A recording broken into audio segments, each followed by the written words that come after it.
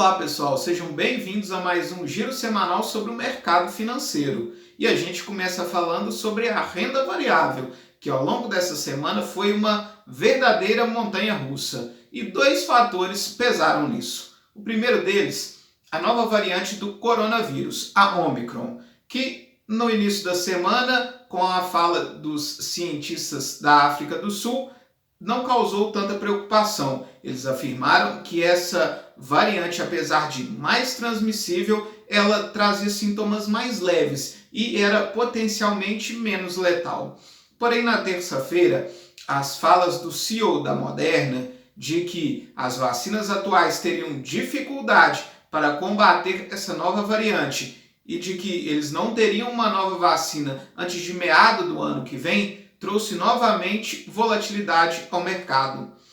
Porém, as falas do presidente Joe Biden de que os Estados Unidos não vai fechar novamente a sua economia e, finalmente, o relatório do banco JP Morgan, que saiu na quinta-feira, mostrando que essa variante ela é mais transmissível, provavelmente será a dominante do coronavírus, mas que ela é potencialmente menos letal e que levará o coronavírus a se tornar uma gripe sazonal, fez com que as bolsas recuperassem ao longo da semana.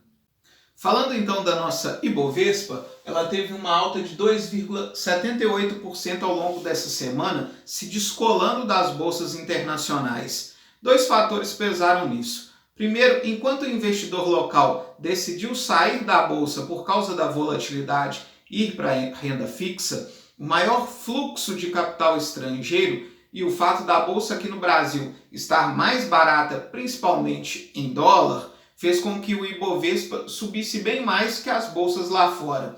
Nós tivemos também importantes dados econômicos no Brasil essa semana. O PIB do terceiro trimestre ele veio com uma contração de 0,1%, colocando o Brasil em recessão técnica, quando o PIB cai por 2 trimestres seguidos. A gente já havia tido queda do PIB no trimestre anterior.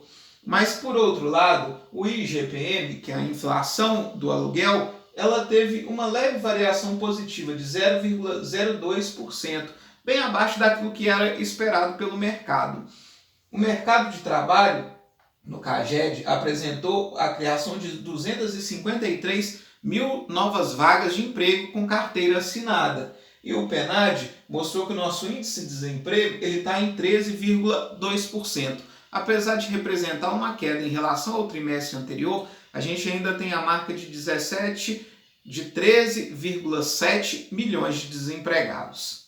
Enquanto isso, o dólar teve uma leve variação positiva de 0,64% e está cotado a R$ 5,65.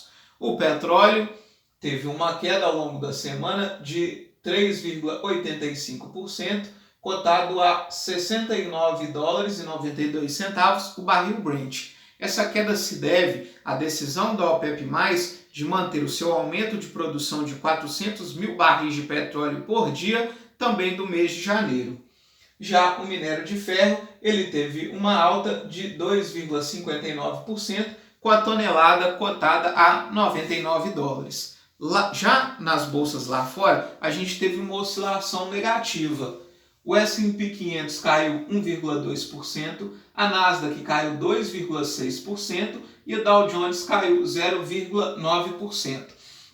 Essa queda se deve à mudança de postura do presidente do Banco Central norte-americano, o Jerome Powell, que mudou a sua fala. Ele disse que os estímulos econômicos devem ser tirados mais cedo e que a inflação dos Estados Unidos não pode mais ser dita como transitória. Essa mudança de postura trouxe um temor no mercado de que provavelmente a elevação dos juros nos Estados Unidos possa acontecer antes do previsto. Já na Europa, a gente teve uma queda no Stoxx 600 de 0,86%. Isso se deve ao problema da inflação. A inflação na zona do euro divulgada essa semana veio com um acumulado nos últimos 12 meses de 4,9%, o que é uma inflação muito alta para a zona do euro. Lembrando que a meta de inflação deles é de 2%. Só que na sexta-feira, a divulgação do payroll com a criação de 210 mil vagas trouxe a sensação no mercado de que essa elevação da taxa de juros possa não acontecer tão cedo. Se esperava uma criação de 550 mil vagas. Lembrando que esse é o dado do emprego do cidadão urbano dos Estados Unidos. É considerado um dos principais indicadores econômicos mundial. E quando ele vem abaixo do esperado, significa que a economia por lá não está crescendo tanto quanto o esperado. Aqui no Brasil, um cenário político mais estável também ajudou na nossa Bolsa de Valores. Nós tivemos a aprovação da PEC dos precatórios no Senado, que devido a algumas mudanças que aconteceram, vai ter que retornar para a Câmara dos Deputados. Apesar de não ser a melhor solução para a questão fiscal no Brasil, é visto como a menos pior. E só de já ter uma decisão de como vai ser o futuro fiscal no Brasil, já trouxe um alívio para os investidores. Lembrando que o novo Auxílio Brasil, ele depende da aprovação da PEC dos precatórios para poder abrir espaço no orçamento para ano que vem. Falando agora da renda fixa, a maior volatilidade na renda variável trouxe o investidor de volta para a renda fixa, principalmente o investidor de pessoa física. Adicionado ao fato que no mês de outubro a gente teve muito estresse nos títulos públicos e eles caíram bastante mês passado, esse mês eles subiram bem.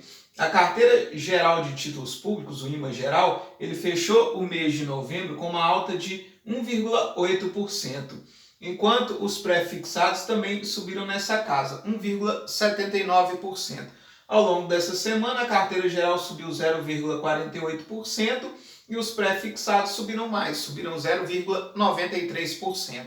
Enquanto isso, a curva mais longa de juros, o DI para janeiro de 23, ele caiu 0,57% e está cotado a 11,30%, mostrando aí uma acomodação na curva de juros, mostrando que esse mês a gente não teve tanto estresse assim para a renda fixa. Considerando principalmente uma definição no cenário fiscal, com a aprovação da PEC dos precatórios, isso ajuda bem os títulos públicos. O CDI, o DI, para esse mês, ele fecha aí numa valorização de mais ou menos 0,5%, valorização de 0,5%. Eu chamo a atenção de vocês para os indicadores, principalmente ligados à inflação de curto prazo. Esses dois indicadores, no mês de novembro, eles fecharam com uma alta de 2,5%. Estou falando do IMAB5 e do IDK-IPCA 2 anos. Isso aqui são os títulos públicos, as NTN-Bs, com duração de até 5 anos e duração de até 2 anos. Essa curva mais curta de juros, ela cresceu bem esse mês. Quando a gente pega na inflação mais longa, que é um IMAB5+, os títulos públicos atrelados à inflação com vencimento superior a 5 anos, ela cresceu forte esse mês de novembro. Teve uma alta de 4,47%. Porém, ao longo do ano, essa curva mais longa de títulos públicos, ela ainda acumula uma queda de mais de 5%, enquanto a curva mais curta está tendo uma valorização no ano aí de cerca de 4,5%. Então, para aqueles institutos de previdência que apostaram na curva mais curta da inflação, estão tendo um crescimento bem positivo ao longo desse ano. Lembrando que o IMAB5 e o IDK-IPCA 2 anos são os índices de renda fixa que têm apresentado o melhor desempenho ao longo desse ano de 2021. Para a semana que vem, a gente tem a divulgação da inflação ao consumidor lá nos Estados Unidos, o CPI, a inflação lá na China e também o PIB do terceiro trimestre na zona do euro. Aqui no Brasil, a gente tem a divulgação do nosso IPCA e do IGPDI. Mas claro que todas as nossas atenções estarão voltadas para a reunião do Copom, que acontece na quarta-feira e que vai divulgar a nova taxa Selic, a nossa taxa básica de juros. Provavelmente o Copom deve aumentar a taxa Selic em 1,5 ponto percentual, levando a nossa taxa Selic a 9,25% ao ano. Muito obrigado e até a próxima semana.